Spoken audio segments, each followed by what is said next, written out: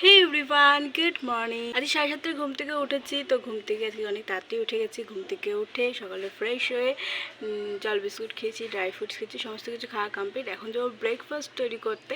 তো ব্রেকফাস্টে করবো হচ্ছে আজকে ম্যাগি। তো চলো আজকের ব্লগটা এখন থেকেই শুরু করলাম, দেখে থাকো আজকের ব্লগটা। এখন হচ্ছে ম্যাগিটা নেব, নিয়ে দেন হচ্ছে নিচে যাবো।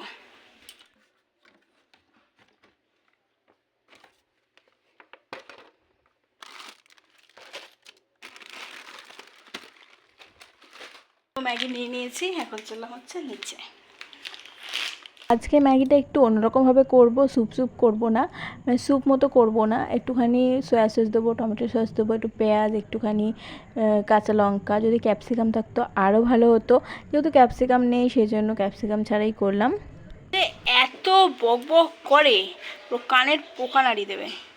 রোজি ঘুমাচ্ছে, রোজিকে তুই ডিস্টার্ব করছিস? হ্যাঁ, এত বক বক করতে পারে।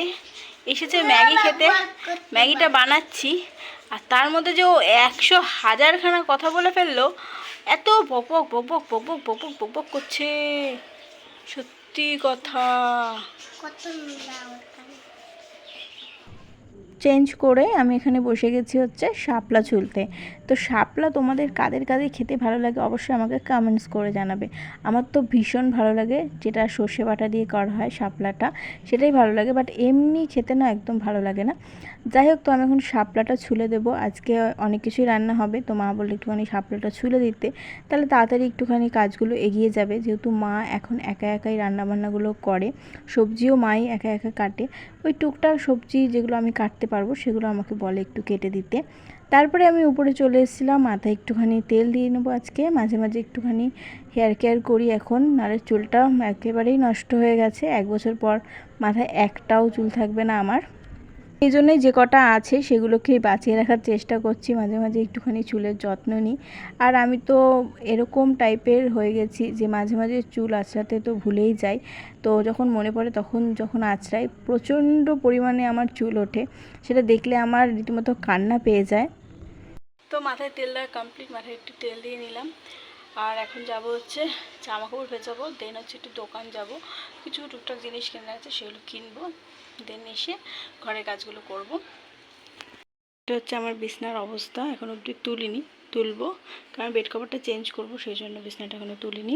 দেখাচ্ছে আল্লাহ, বাবা বাবা, আল্লাহ দেখাচ্ছে, আল্লাহ দেখাচ্ছে, আল্লাহ দেখাচ্ছে, আল্লাহ দেখাচ্ছে, আল্লাহ দেখাচ্ছে, আল্লাহ দেখাচ্ছে, আল্লাহ দেখাচ্ছে, আল্লাহ দেখাচ্ছে, আল্লাহ আল্লাহ দেখায়, খালি আল্লাহ দেখায়, খালি আল্লাহ দেখায়। গেছিলাম, দোকান দিয়ে চলেও আসলাম। এসে আমি জামা কাপড়গুলো ধুয়ে নিলাম। আর খুব একটা ভারী ছিল না জামা কাপড়গুলো, আমারই জামা কাপড় ছিল, সেই জন্য আমি বললাম যে আমিই ধুয়ে নিচ্ছি, কারণ ওগুলো কাছাকাছির কোনো ব্যাপার ছিল না, একটুখানি সার্ফ দিয়ে ধুয়ে নিলেই হয়ে যেত। তো এই জন্য সেটাই করলাম। মাকে বললাম যে আমিই পারবো ধুয়ে নিতে, কষ্ট হবে না। যাই হোক, এখন হচ্ছে সেই সকালে মেলেছিল মা জামা কাপড়, সেগুলোই তুলে নিলাম। আর আমাদের বাড়িতে একটুও জায়গা নেই, তো বাড়ির সামনে এখানেই আমরা দড়িটা নিয়েছি, সেখানে আমরা জামা কাপড়গুলো মেলি। কারণ আমাদের দোতলার ছাদে যাওয়ার কোনো স্পেসই নেই, কারণ আমরা সিঁড়ি করিনি দোতলার ছাদে যাওয়ার জন্য, সেই জন্যই এখানে আমাদেরকে জামাকাপড়গুলো মেলতে হয়। আর আমাদের জামাকাপড় মেলতে ভীষণ অসুবিধা হয়, সেটা বলার বাইরে। আমরা অতি কষ্টে জামাকাপড়গুলো কাচি, কারণ মেলার জায়গা থাকে না, সেই জন্য অনেক সময় 3-4 দিন ধরে জামাকাপড়গুলো কাচা হয়। তো এখানে আমি জামাকাপড়গুলো এখন মেলে নেব। আর ভালোই রোদ উঠেছে, দেখতেই পাচ্ছ। ভাদ্র মাসের রোদ মানে একদম দাঁড়ানোর মতো না, এতটাই রোদ। এত রোদে সত্যি কাজ করতে ভীষণ কষ্ট হয়, যারা বাইরে কাজ করে তাদের সত্যি কষ্ট হয় এত রোদে কাজ করতে। যাই হোক, আমার জামাকাপড় মেলা কমপ্লিট। এখানে আজকে রান্না হয়েছে উচ্ছে ভাজা, আর এই যে বলেছিলাম শাপলা হয়েছে পোস্ত দিয়ে। তো এখানে আমি এখন খেতে বসে গেছি, কচু সেদ্ধ দিয়ে একটা কাঁচা লঙ্কা নিয়ে নিয়েছি, আর এখানে উচ্ছে ভাজা আর শাপলা। আমার কচু সেদ্ধ খেতে ভীষণ ভালো লাগে। তো এটাকে আমি খুব সুন্দরভাবে মাখিয়ে নিই, শুধু জাস্ট কাঁচা লঙ্কা দিয়ে মেখেই ভাতটা খেয়েছিলাম। কিন্তু খাওয়ার পরে আমার ভীষণ কষ্ট হচ্ছিলো, মনে হচ্ছিলো যে কচুটা না খেলে হয়তোই ভালো হতো। তো এখন এমন এক একটা জিনিস আছে যেগুলো হয়তো না খেলেই ভালো হয়, কিন্তু ওই লোভে পড়ে খেয়ে নিই। তো কথাতেই আছে লোভে পাপ পাপে মৃত্যু, লোভ করলে পরে মৃত্যু ঘটে। তো আমারও অবস্থা এখন সেরকমই হচ্ছে। তো উপরে এসে আমি বিছানাটা তুলে নিলাম। তো আজকে হচ্ছে আমি বেড কভারটা চেঞ্জ করব, সেই জন্যই আজকে একটু দেরি করেই বিছানাটা তুললাম, নাহলে সকাল সকালে বিছানাটা তুলে ফেলতাম। যেহেতু সমস্ত কাজবাজ সেরেই একেবারে উপরে আসলাম, যাতে উপরের কাজ করতে করতে আমাকে এদিক ওদিক না ছুটতে হয়, সেই জন্য।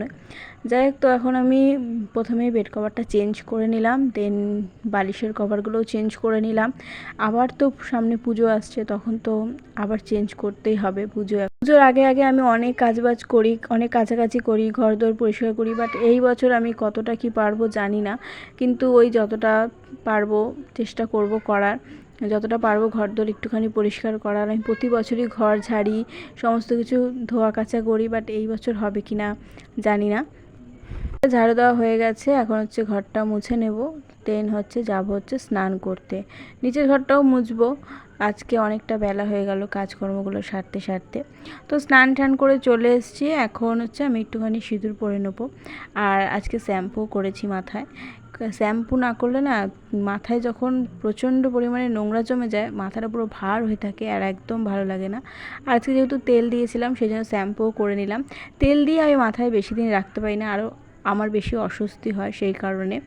এখন হচ্ছে আমি লাঞ্চ করতে যাব। লাঞ্চ করে চলে এসেছি, বসে গেছি এখন একটুখানি আমড়া নিয়ে। আমড়াটা বিগত 2-3 দিন ধরে পড়েছিল, আজকে ফাইনালি একটুখানি কাটলাম আমড়াটাকে। তো শুধু লবণ দিয়েই আমড়াটা আমি এখন খেয়ে নেব। দেখো চোখ মুখের অবস্থা, মনে হচ্ছে কত দিন আমি না খেয়ে রয়েছি, চোখ মুখ কেমন ঢুকে গেছে। যাই হোক, আমি এখন আমড়াটা খেয়ে নিয়ে হচ্ছে একটুখানি রেস্ট নেব, ঘুমাবো। দেন যদি ঘুম থেকে উঠি খুব তাড়াতাড়ি, তাহলে তোমাদের সাথে আবার দেখা হবে। আর যদি ঘুম থেকে উঠতে লেট হয়, তাহলে আর ব্লগটা কন্টিনিউ করব না। যদি আজকের ব্লগটা ভালো লেগে থাকে, অবশ্যই লাইক কমেন্ট শেয়ার করে দেবে, অ্যান্ড অবশ্যই আমার চ্যানেলটি সাবস্ক্রাইব করে দেবে। টাটা, সবাই ভালো থাকবে, সুস্থ থাকবে।